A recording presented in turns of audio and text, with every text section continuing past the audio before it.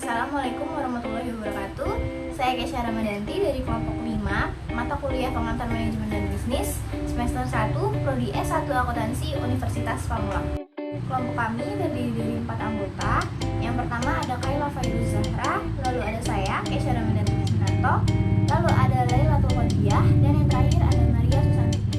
Materi yang akan kami bawakan adalah Sistem Informasi Manajemen 2.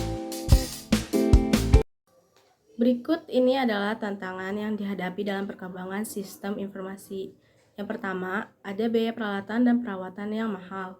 Dalam informasi manajemen, tentu membutuhkan biaya yang tidak sedikit. Biaya tersebut meliputi biaya perangkat lunak, biaya tempat, dan faktor lainnya serta biaya operasional. Yang kedua, perlunya pelatihan sumber daya manusia atau SDM.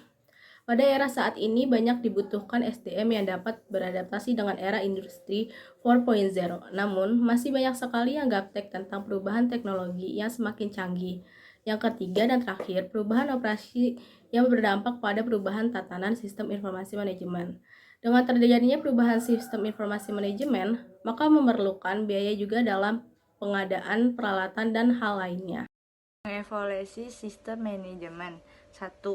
Atribut manajemen yang efektif. Untuk menetapkan apakah suatu tindakan adalah baik atau buruk, diperlukan tolak ukur tertentu. Demikian pula untuk menilai efektivitas manajemen. Kedua, ukuran-ukuran kualitas manajer. Manajemen tak akan terlepas dari manusia yang melaksanakannya.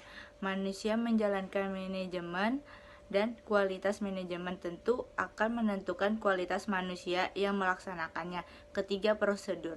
Prosedur standar juga dapat menjamin bahwa setiap pihak yang berkepentingan akan mendapatkan informasi yang dibutuhkannya, dan setiap orang dapat memahami apa yang harus dilakukannya dengan informasi tersebut.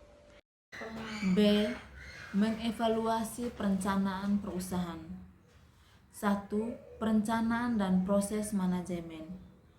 Volume aktivitas perencanaan sebenarnya tergantung pada volume atau ukuran besarnya perusahaan.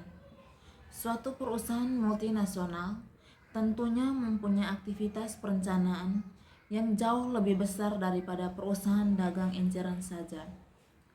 2. Rencana dan pengambilan keputusan.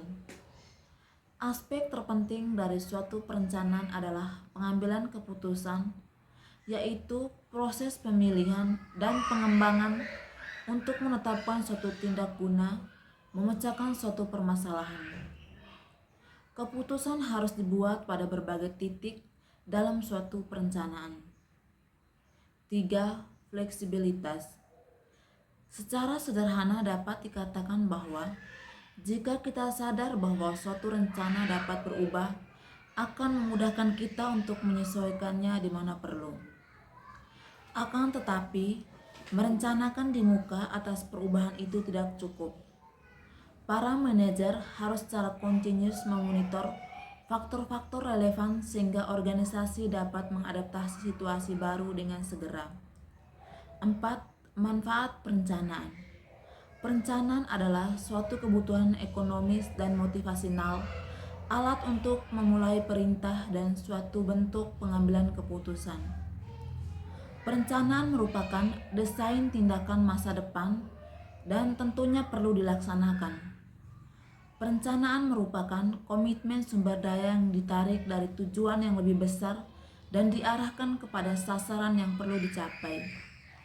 5. Kegagalan dalam perencanaan. Selain dari manfaat yang dapat dipetik, perencanaan mungkin juga dapat tidak efektif lagi bila mana tidak dilaksanakan dengan baik. Selanjutnya ada bidang sistem informasi. Yang pertama ada sistem administrasi dan operasional. Sistem ini meliputi beberapa bagian dari manajemen yang melakukan kegiatan rutin dengan prosedur yang telah ditentukan. Prosedur ini ada pada bagian personalia, administrasi, dan lain sebagainya. Komponen ini perlu diawasi secara teliti sebab apabila ada perubahan maka dapat segera diantisipasi. Yang kedua, ada sistem pelaporan manajemen. Komponen selanjutnya adalah sistem pelaporan manajemen yang merupakan komponen informasi manajemen yang mencakup bagian yang mana memiliki tugas utama untuk menyusun laporan kinerja baik secara periodik maupun secara rutin. Yang ketiga, ada sistem pencarian. Sistem pencarian adalah komponen yang memberikan ragam informasi yang dibutuhkan perusahaan. Bentuk sistem pencarian tidak terstruktur tetapi penting untuk mengambil keputusan. Lalu yang keempat, ada sistem database. Sistem ini adalah komponen yang memiliki manfaat untuk menyimpan semua data dan informasi mengenai kegiatan dari perusahaan. Lalu yang terakhir, ada manajemen data. Manajemen data adalah komponen dalam sistem informasi yang memberi kepastian bahwa ragam data yang dimiliki lebih akurat, kekinian, aman, dan juga siap digunakan. Manajemen data berfungsi sebagai penghubung antara database dengan ragam komponen sistem informasi yang lain. Sistem ini menggunakan software yang akan membantu mendapatkan, memelihara, mengontrol, dan mengolah hingga akses data lebih mudah untuk digunakan. Itu saja yang dapat kelompok kami sampaikan. Kurang lebihnya mohon maaf karena kami masih dalam proses pembelajaran. Wabillahi taufiq wal hidayah. Wassalamualaikum warahmatullahi wabarakatuh.